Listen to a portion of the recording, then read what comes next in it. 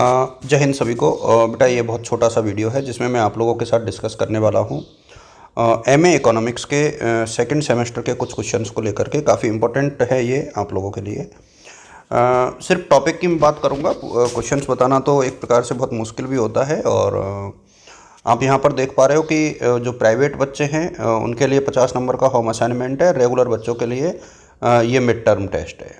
ठीक है, पेपर आपके 100 नंबर का होगा और सेक्शन ए और सेक्शन बी है। यहाँ कोई दिक्कत किसी स्टूडेंट को नहीं आनी चाहिए समझने में। देखिए ये जो सिलेबस है थोड़ा सा आप लोगों के लिए मुश्किल इसलिए हो सकती है इसमें क्योंकि कुछ सेक्शंस बड़े हैं।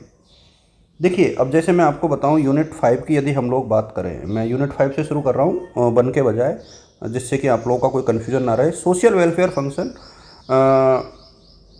तो यहाँ पर एक तो आपको सोशल वेलफेयर फंक्शन में सैमुअल्सन बर्गनसर वाला जो सोशल वेलफेयर फंक्शन है ये पूरा देखना है और एक आपको एरो की थ्योरम देखनी है। ठीक है, और इसके अलावा मुझे जो लगता है वो आपको देखना है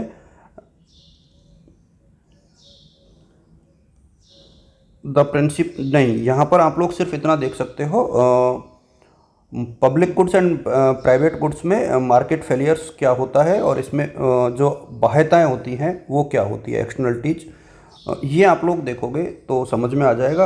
अच्छा, सोशल वेलफेयर फंक्शन की डेफिनेशन आप देखते हुए इसमें सैमुअल्सन बर्गनसर को थोड़ा सा अच्छे से देख लेना, तो मेरे सामने एक क्वेश्चन आपको यहाँ से 16 नंबर का मिल जाना चाहिए। यदि हम लोग वेलफेयर इकोनॉमिक्स की बात करें यानी कल्याणकारी अर्थशास्त्र की, तो एक तो पेरेटो ऑप्टिमम आपको बिल्कुल पूरा देखना है क्योंकि ये अपने आप में बहुत इंपॉर्टेंट होता है। तो एक तो पेरेटो ऑप्टिमम आप पूरा देखो, उसके बाद हिक्स कैल्डर का जो है क्षतिपूरक सिद्धांत है वो पूरा देखिए। तो एक क्वेश्चन तो मेरे सामने इन दोनों में से आना चाहिए 16 नंबर का। थ्योरी ऑफ सेकंड बेस्ट अमूमन नहीं पूछा जाता है। सिटोवस्की पैराडॉक्स एक साथ नहीं आता है, इन दोनों में से टिप्पणी पूछी जा सकती है। लिटिल और सिटोवस्की में से कोई एक जो है शॉर्ट में आ सकता है। ये पेरेटो और हिक्स में से एक क्वेश्चन जरूर आना चाहिए, मेरा ये मानना है। फैक्टर प्राइसिंग की यदि हम लोग बात करें तो ये थोड़ा बड़ा चैप्टर है अपने आप में। तो फैक्टर प्राइसिंग में मुझे जो लगता है, एक तो जो ब्याज के जितने भी सिद्धांत हैं वो आपको पूरे देखने चाहिए, खास तौर पे कीन्स का सिद्धांत। तो कीन्स का ब्याज निर्धारण का सिद्धांत और आधुनिक सिद्धांत, ये एक तो ये आप लोग इसमें से देखिए। एक जो है फैक्टर प्राइसिंग में यदि आपको देखना है तो प्रॉफिट उतना इम्पोर्टेंट नहीं होता है, रेंट में से रिकार्डो का लगान सिद्धांत जरूर देखिए, है ना। तो एक तो यहाँ से आप लोग देख सकते हो। थ्योरीज ऑफ डिस्ट्रीब्यूशन में मुझे लगता है कि एक तो रिकार्डो का सिद्धांत वितरण के सिद्धांत में से देखिए आप लोग, मैक्रो थ्योरी ऑफ डिस्ट्रीब्यूशन में से, और एक काल्डर का ज़रूर देख लीजिए। तो ये दो आपको देखना मेरे हिसाब में ज़रूरी है। बाकी ये इंपॉर्टेंट है, बाकी और टॉपिक्स आप अपनी सहूलियत के अकॉर्डिंग देख सकते हो, बट ये मेरे हिसाब में देखना बहुत ज़रूरी है। गेम थ्योरी की यदि हम लोग बात करें तो खेल सिद्धांत इसमें पूरा जो है, एक तो आयलर थ्योरम पूरा देख के जाइए आप लोग, यूलर थ्योरम भी बोलते हैं कई लोग इसको। एक तो ये आप लोग देखिए, इजी पड़ता है पढ़ने के हिसाब से। तकनीकी प्रकृति और फैक्टर शेयर्स भी इजी पड़ता है पढ़ने के हिसाब से, तो दो तो आप लोग ये देख करके जाइए। और मार्जिनल प्रोडक्टिविटी थ्योरी बहुत सीधा है मेरे सामने, वितरण का सीमांत उत्पादकता सिद्धांत जेवी क्लार्क का, ये पूरा पढ़ के इसको आधुनिक सिद्धांत से कनेक्ट कर दीजिए। तो एक क्वेश्चन यहाँ से बन जाएगा। ओलिगोपोली को मैंने पीछे इसलिए लिया है क्योंकि ये थोड़ा सा बड़ा है, यूनिट बड़ी है थोड़ी सी ये।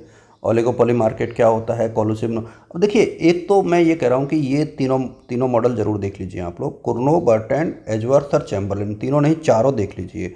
एक क्वेश्चन तो इनमें से आना ही आना चाहिए, मतलब मेरा व्यक्तिगत अनुभव ये कहता है कि एक क्वेश्चन यहाँ से आना चाहिए। और एक क्वेश्चन जो है मुझे जो लगता है वो देखिए, या तो बेंस की लिमिट प्राइस थ्योरी आ सकती है, नहीं तो फिर बॉमॉल, मॉरिस और विलियमसन में से एक सिद्धांत जरूर आएगा।